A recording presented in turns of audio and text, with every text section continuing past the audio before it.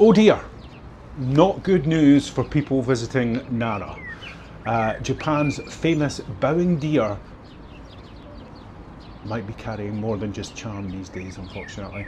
There's a rising concern about ticks in the Nara region that can spread a serious illness called SFTS. Now, obviously those initials stand for something, and I'm not even going to attempt to pronounce the medical pronunciation because I will ruin it. Let's just break down exactly what SFTS is.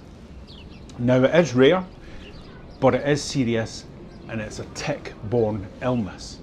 It can cause you fever, vomiting, low blood counts, and in some cases it's sadly been fatal.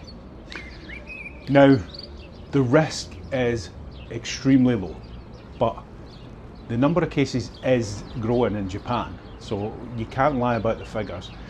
And scientists are saying the disease is slowly spreading across Japan, not specifically just in Nara and the Nara region, but everywhere from the top of the country to the bottom of the country. So you really need to be aware about this. This year so far there's been 124 cases, and about 1 in 6 of those cases were fatal. I hate to say, you know.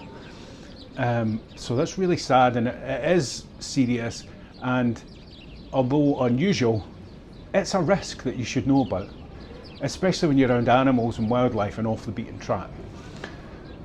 So you're more at risk obviously within tick season, which usually runs from April to October roughly, and obviously that's when you're most at risk. It's not to say that you're not eliminated from risk outside those areas, because you'll still find them at any time of the year, but especially between April and October is when you're most at risk, especially, like I said, if you're walking through grasslands, parks, or petting animals like Nara's deer.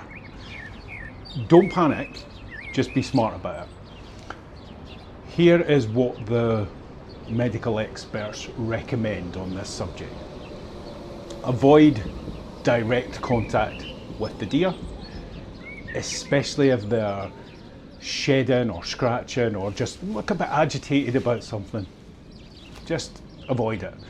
Wear long sleeves, always a good tactic, and obviously trousers and no shorts or sandals.